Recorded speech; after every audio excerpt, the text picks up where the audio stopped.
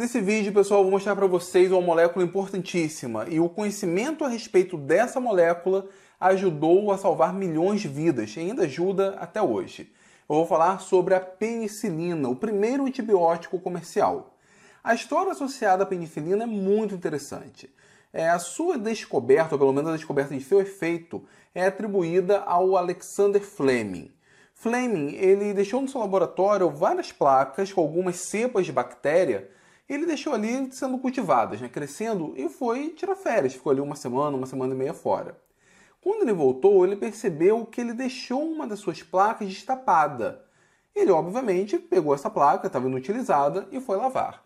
O que ele não sabia é que, durante esse período, parece que alguns esporos de um fungo que podia estar ali no chão, um fungo do tipo Penicillium notatum, acabou saindo do chão e indo parar na placa, onde tinha ali a cultura de bactérias, especificamente uma cultura de Staphylococcus aureus. Bom, mas como estava destapado, ele pegou e foi lavar. Só que, como dizia minha mãe, ele lavou mal e porcamente, lavou igual a cara dele. Ele não limpou direito a placa. Depois pegou a placa, colocou de novo na bancada, só que como estava muito quente, tanto as bactérias quanto os fungos voltaram a se reproduzir. O que ele notou foi o seguinte: as bactérias cresciam, só que onde estava ali o fungo, onde crescia o fungo, a bactéria não entrava naquela região. Na verdade, ele chegou à conclusão que aquele fungo produzia alguma substância que acabava eliminando as bactérias, acabava matando as bactérias, e foi estudar. Então ele pegou esse fungo, fez uma espécie de extrato de fungo, e ele percebeu que esse extrato, mesmo quando diluído 800 vezes, ainda tinha efeito para eliminar as bactérias, ainda mantinha o seu efeito antibiótico. Ele chegou a essa conclusão em 1928, só que levou ali mais ou menos 10 anos até ter um outro trabalho publicado mostrando os efeitos da penicilina. A comunidade científica não ligou muito para a descoberta do Fleming.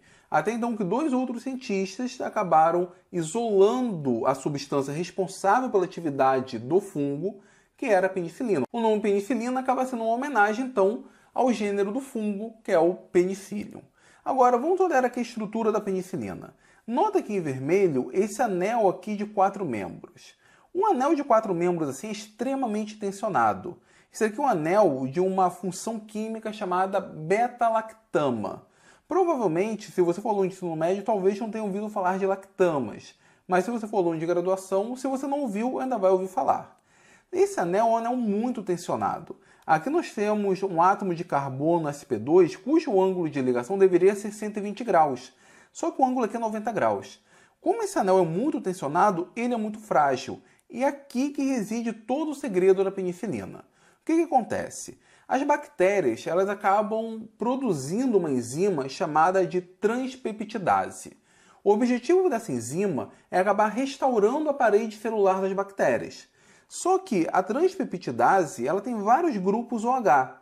E o que acontece? Nós temos aqui a enzima, nós temos aqui a molécula da penicilina, e essa enzima, como eu disse, tem como objetivo restaurar a parede celular da bactéria. Só que esses grupos OH acabam atacando esse átomo de carbono, em um processo que nós chamamos de ataque nucleofílico, mais especificamente, ataque nucleofílico ao grupo acila. Como esse anel aqui é um anel muito tensionado, ele acaba sendo rompido. O resultado é que a penicilina ela acaba se juntando a essa enzima. E com isso, a transpeptidase torna-se inativa. Ela não consegue mais restaurar a parede celular das bactérias.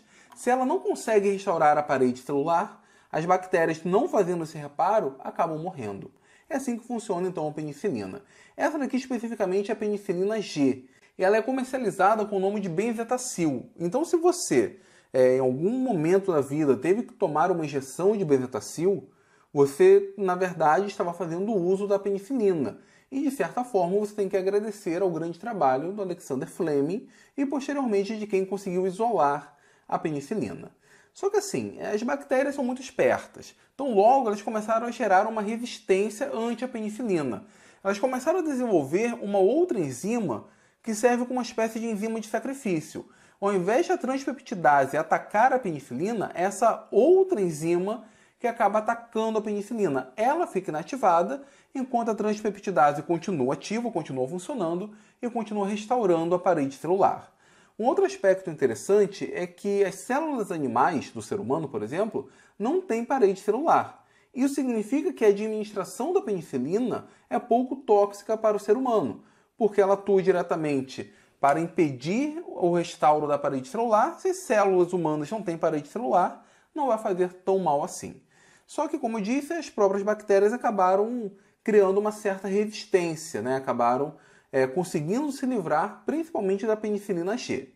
Só que o ser humano também é esperto, então ele tentou modificar a penicilina, modificar a estrutura, a fim de enganar as bactérias. Com isso, então, nós temos uma grande variedade de outros antibióticos baseados na penicilina. Deixa eu mostrar aqui para vocês alguns exemplos. Temos aqui a penicilina G, que é a penicilina propriamente dita. Nós temos a amoxicilina, que é um derivado da penicilina. Esse lado aqui é idêntico. A diferença está aqui, nessa cadeia lateral em azul. Temos aqui uma outra modificação, um grupo amino especificamente aqui e um grupo OH aqui, cujo objetivo é, entre aspas, enganar as bactérias, fazer com que elas utilizem a transpeptidase para interagir com essa molécula específica, com a amoxicilina. Aqui nós temos a penicilina O, temos uma outra cadeia lateral que é diferente. Aqui nós temos a ampicilina, um outro antibiótico, a diferença está na cadeia lateral. Aqui nós temos a cloxalina, um outro antibiótico. Teremos ainda a cefalexina, que eu não estou mostrando aqui, que ela não é um derivado direto da penicilina G, porém funciona também com o grupo beta-lactama. Ou seja, o mecanismo de atividade desses antibióticos é exatamente o mesmo. Pessoal, a penicilina, bem como a descoberta dos antibióticos, ajudou a salvar milhões de pessoas. Só para vocês terem uma ideia, no Reino Unido, no século XIX, a expectativa de vida ficava em torno de 45 anos. Hoje é mais de 70 anos. E boa parte desse aumento da expectativa de vida deu-se ao desenvolvimento da indústria farmacêutica, principalmente na indústria de antibióticos, na produção de antibióticos. Bom, pessoal, não sei se vocês têm ideia, mas a indústria dos antibióticos é relativamente nova. Vamos dizer que ela tem mais ou menos uns 60 anos. Ela ajudou a salvar milhões de pessoas. Hoje nós temos antibióticos ao nosso dispor, Vai lá na farmácia, compra um antibiótico, pode ser que ele já não funcione, mas nós temos acesso a antibióticos. Muitos países não têm. Durante muito tempo, a humanidade como um todo não teve acesso a essas moléculas poderosas. E a penicilina foi o primeiro antibiótico, então nós devemos muito à descoberta da penicilina. Como eu disse, muito provavelmente você já fez uso da penicilina, já tomou uma injeção da bezetacil. Não gostou muito porque dói, enfim, mas já fez uso dessa molécula. Isso daqui eu acho que mostra como que a química é importante. Como a química ela está muito associada também à preservação da vida. Muitas pessoas não gostam da química, sempre associam a química a coisa ruim. Porém, muito provavelmente a vida dela dependeu de uma ou outra molécula química artificial, vamos dizer assim. Porque moléculas naturais todos nós dependemos. Mas, indiretamente, com certeza, a vida já deve ter dependido de uma molécula artificial ou de uma molécula sintética. Bom, se vocês gostaram desse vídeo, deixe aqui nos comentários. Se vocês já fizeram uso da penicilina, deixe aqui nos comentários. Se gostaram do vídeo, então, deem o seu like, compartilhem nas suas redes sociais e, principalmente, se inscreva aqui na Universidade da Química.